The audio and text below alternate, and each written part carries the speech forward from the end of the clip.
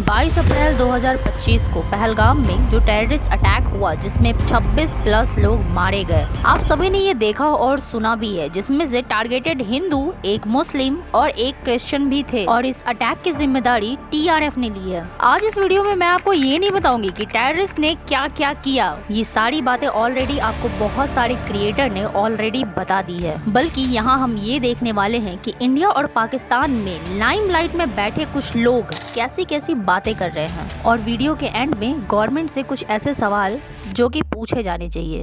कुछ लोगों के ये ट्वीट आ रहे हैं कि पहलगाम में जो टेररिस्ट अटैक हुआ वो तो होते रहते हैं, वो समझ आ रहा है, बट आप इनको धर्म में मत बांटिए। इतना ही नहीं, बीजेपी क्वेट रतन सिंह ने भी ये ट्वीट किया कि टेररिज्म का कोई धर्म नहीं होता है। ऐसे आपको बहुत सारे ट्वीट एंड वीडियोस क्लिप मिल जाएंगे जहाँ पे सेम बयान होते हैं कि धर्म वाइज इल्जाम मत लगाओ, बट मीनवाइल जो टेररिस्ट थे वो लोगों से धर्म कंफर्म करवा रहे थे, आईडी चेक कर रहे थे और कलमा पढ़वा करके देख रहे थे कि वो हिंदू है या मुस्लिम है। बट प्लीज आप लोग इसे रिलीजियस मत बनाओ। और उन्हीं में से कुछ लोग ऐसे भी हैं जो ये बोल रहे हैं कि ये सब हुआ, I feel sad for this, but इसमें पाकिस्तान का क्या गलती है? पाकिस्तान को क्यों ब्लेम कर रहे हो? मुस्लिम कम्युनिटीज को क्यों ब्लेम कर रहे हो? अब मुझे आप एक बात बताओ कि हिंदू है ये कंफर्म करके मारा गया, इस्लाम के नाम पे अटैक हुआ, बट इन सब के बाद भी लोग हिंदू को ही विक्टिम शेम बता रहे हैं। फिर मतलब तो वही हुआ कि यार क्रिमिनल तो क्राइम करेगा ही, तुम सतर्क क्यों नहीं रहते हैं? अब तुम लोग अपनी बॉडी लेके बाहर घूमोगे तो क्रिमिनल तो काट ही देगा। चलो छोड़ो, हम धर्म के नाम पे नहीं बांट रहे हैं, नहीं ब्लेम कर रहे हैं, बट मुझे ये बताओ कि वो कौन से धर्म के लोग हैं जो गजवाए हिंद करना चाहते हैं, सारे हिंदू को इस्लाम में कन्वर्ट करना चाहते हैं? ये लोग कौन है और किस धर्म के हैं? मुझे यही कंफर्म कर दो एटलीस्ट। और इतना ही नहीं, कुछ लोग ये भी बोल रहे हैं कि ये खुद इंडियन गवर्नमेंट ने खुद ही करवाया है बिकॉज इलेक्शंस आने वाले हैं। तो यार ये बताओ कि कौन से साल में इलेक्शन नहीं होता है तो उस टाइम पे अटैक क्यों नहीं हुआ, अभी क्यों? मतलब सिंपल है कि घुमा फिरा करके हिंदू को ही विक्टिम बनाया जा रहा है। और ये जो अटैक हुआ है ये बिना वहाँ के लोकल्स के सपोर्ट के तो पॉसिबल ही नहीं है। यहाँ तक कि वो जो 4 आतंकवादी थे उसमें से 2 वहाँ के लोकल्स थे। दैट मीन्स दीमक कश्मीर के अंदर ही लगा हुआ है एंड दैट मीन्स कि वहाँ पे पॉलिटिकल प्रॉब्लम नहीं बल्कि रिलीजियस प्रॉब्लम है। अब इस प्रॉब्लम का सोल्यूशन क्या है? तो आप लोग 2 काम कर सकते हो, या तो आप डिवाइड कर दीजिए या फिर वहाँ के पॉलिटिक्स में जो भी मुस्लिम है उन सबको हटा करके हिंदू डालिए।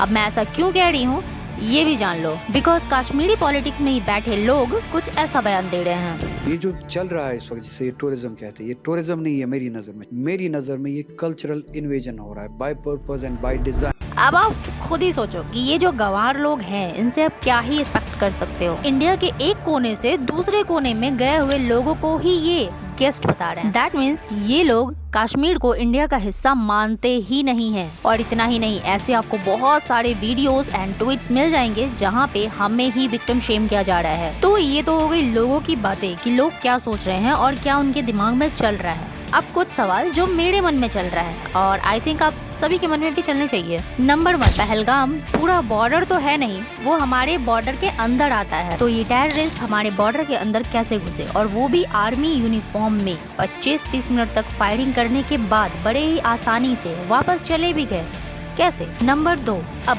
25 से 30 मिनट तक जो लोग चिल्ला रहे थे और फायरिंग हो रही थी, तो क्या उस रेंज में एक भी इंडियन फोर्स का कोई जवान नहीं था जिसे ये सुनाई दे? नंबर 3, और ये सवाल जीडी बख्शी जी का है कि कश्मीर जैसे डेंस एरिया में ऑलमोस्ट 2 लाख सोल्जर्स को कम करने की क्या जरूरत थी? नंबर 4 से 5 दिन हो चुके हैं, टेररिस्ट के स्केच भी बन चुके हैं, बट अभी तक कोई पकड़ा नहीं गया, आखिर क्यों और ये कब तक पकड़े जाएंगे? नंबर 5, कि आपकी कैसी इंटेलिजेंस है जो कि अभी तक ये पता ही नहीं लगा पाई है कि ये लोग है कहाँ और ये हुआ कैसे? कहाँ है आपकी इंटेलिजेंसी? आपने जैसे ही अटैक का सुना विद 24 आवर आपने ये रूल्स निकाल दिए जिससे जनता खुश हो जाए कि हमारी गवर्नमेंट तो एक्शन ले रही है, कितनी अच्छी है हमारी गवर्नमेंट, अब ये बदला लेंगे, छोड़ेंगे नहीं, एक को मारेंगे, ये करेंगे वो करेंगे, फलाना ढिमकाना। बट एक बात कहूँ, अगर आपने पहले ही ये ध्यान दिया होता तो आई डोंट थिंक सो कि ये नौबत भी आता। अगर आपने पहले ही अपनी आर्मी को उस एरिया में एक्टिव रखा होता तो आज ये नौबत आता ही नहीं। कोई भी दूसरा इंसान उन फैमिलीज की तकलीफ को नहीं समझ सकता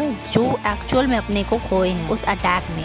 जब महंगाई कम थी तो आर्मी में भरपूर जवान थे। अब महंगाई जब इतनी बढ़ गई है तब 3 साल 1,80,000 जवानों को कम कर दिया। मेरा ये सवाल है कि देश की जनता से हजारों करोड़ों रुपए जो आप टैक्सेस के नाम पे लूटते हैं, आखिरकार उसका करते क्या हो, जो कि अब आपको आर्मी के जवानों को कम करके पैसा सेव करने की जरूरत पड़ रही है। और पिछले 12 साल से सुनते आ रहे हैं देश खतरे में है, देश खतरे में है। तो अगर पिछले 12 साल से अगर आप अपने देश को उस खतरे से नहीं बचा पा रहे हैं तो आपको तो कुर्सी छोड़ देनी चाहिए। फिर उस कुर्सी पे शायद कोई और आएगा जो शायद अपने देश को उस खतरे से सेव कर पाए, या फिर कुछ ऐसा है जो हम सभी से छुपाया जा रहा है। अब अगर ये टॉपिक मैंने छेड़ा तो anyway, that's end of the video.